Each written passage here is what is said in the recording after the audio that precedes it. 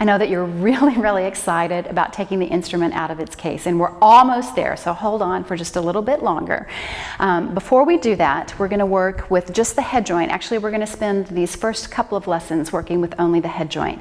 This is really imperative to your success. So as tempted as you may be to put the whole instrument together and start learning fingerings and learning how to play notes, I'm going to plead with you just to wait. Let's work with the head joint. Let's get the tone really happening and full and resonant before we put the instrument together. This is really going to accelerate your progress. Remember, it takes time to save time. So if you take a little more time at the beginning working with just the head joint, your progress is going to be much faster when we put the entire flute together. However, in anticipation of putting the flute together, we are going to go ahead and learn our left hand position, and we're going to use that left hand position to hold the head joint when we begin working on the head joint.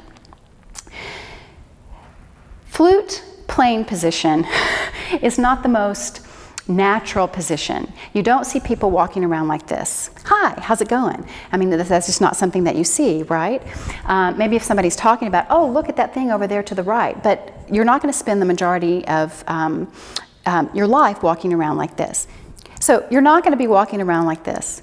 The same thing is true for our hand position. The right hand is very natural in flute playing. We'll get to that later, but the left hand, not so much. So I have a tool that I would like to share with you for discovering a great left hand position. First, make a C with your left hand. Now, if I were to take my head joint or my flute and try to hold it with this C, I'm going to run into problems. There's a lot of key mechanism that this left hand is responsible for, and if I just open it, it's going to drop. That's not going to be very practical when it comes to playing the flute. So I actually have to create a seat for the flute to sit on. So the way that we do this is by drawing the index finger of the left hand back. So I'm turning my arm in kind of a funny way so you can kind of see what I'm doing here. I'm drawing the index finger back. You're not going to have all the torque that I have here in the hand because it's going to be facing this way. But this is what we're after. So imagine someone taking a seat on the base of the index finger. I have for you today, yes, Anakin Skywalker. He has fantastic posture. He's sitting up really tall. His feet are parallel, hips width apart in front of him. Fine example of sitting in a chair. So we're going to make a chair for Anakin. So we make a C with the left hand, we draw the index finger back, and then Anakin sits in the chair. Where Anakin is where the tube of the flute is going to go. And for the purposes of our next exercises on the head joint, it's where the tube of the head joint is going to go. So I'll set Anakin aside. Taking the head joint, find that seat on the base of the index finger, and we're going to place that just below the lip plate. Okay, so you're going to place the tube of the head joint onto the base of the index finger just below the lip plate. Go ahead and engage the thumb on the back of the tubing. Curve the index finger around, almost like you were going to pinch someone with the index finger and the thumb. Okay, so the tube's on the seat, the thumb presses the back of the tubing, index finger comes down, middle finger comes down, third finger comes down. Great. And we're going to take the right hand and place it over the opened end of the head joint.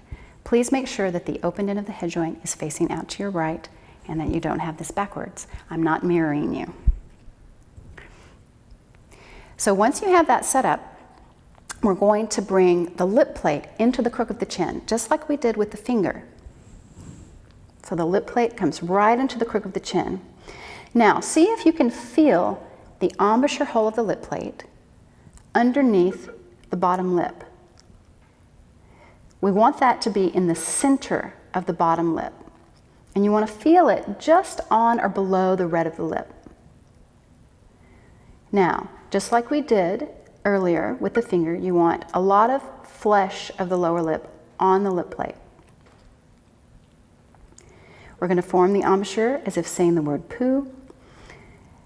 We'll take a big breath in. As you exhale, aim the air, just like we did through the straw, aim the air down as if you were going to blow air on the inside of your left arm.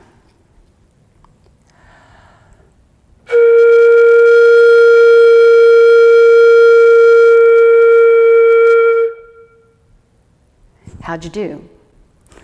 Hopefully you got a sound. A lot of people get a sound the first time they try it, and a lot of people don't. It's not a good or a bad, it's not a right or a wrong. It's an experiment. All of life is an experiment. The way you practice is an experiment. I would invite you to embrace that philosophy now. You're going to be your best teacher throughout your life, and life is one grand experiment. So if a sound didn't come out, here are some reasons why it might not have come out. You may have had the embouchure hole too covered, meaning that the bottom lip was covering too much of this opening in the head joint. That would have sounded like this. No sound at all. It may be that you didn't have enough of the embouchure hole covered, which might have sounded like this. Really, really airy. It could be that you had the lip plate too low on the chin. Now, the distance between the bone of the chin and the lower lip is different on every human being. We're all bio-individuals. So this idea of experimentation is really, really important because everybody ideally will have a slightly different playing position. So if it's too far down, I'll intentionally place mine too far down. Mine's actually on the bone rather than on top of the bone of the chin now. I get this sort of thing. If I bring it up just a little bit, so for me, that's right on top of the bone of the chin, I get a great sound. I'm only covering maybe about 1/3 of the aperture hole. That's what we're shooting for. You want to cover just a little bit. That's a variable that's going to change, but for now, you can think about covering 1/3. Go ahead and give it a try. Other reasons that a sound might not be coming out could have to do with having the lip plate too high. If it's way too high on the lip, you might get a sound like that. If that's the case, lower it down. Make sure that that lip plate is right in the crook of the chin, that the ridge, the rim of the embouchure hole that's closest to your bottom lip should be on or just below the red of the lip. That's what you want. You want the bottom lip to cover just a little bit.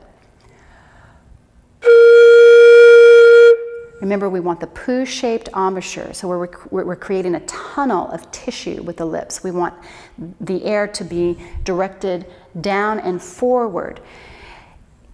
Oftentimes, what I'll see is the smiling embouchure, sometimes what I call the Barbie embouchure. It looks like this. Yeah, we don't want the Barbie embouchure. The Barbie embouchure will produce really, really tight corners. It thins the walls of tissue of the embouchure, making for a shorter tunnel.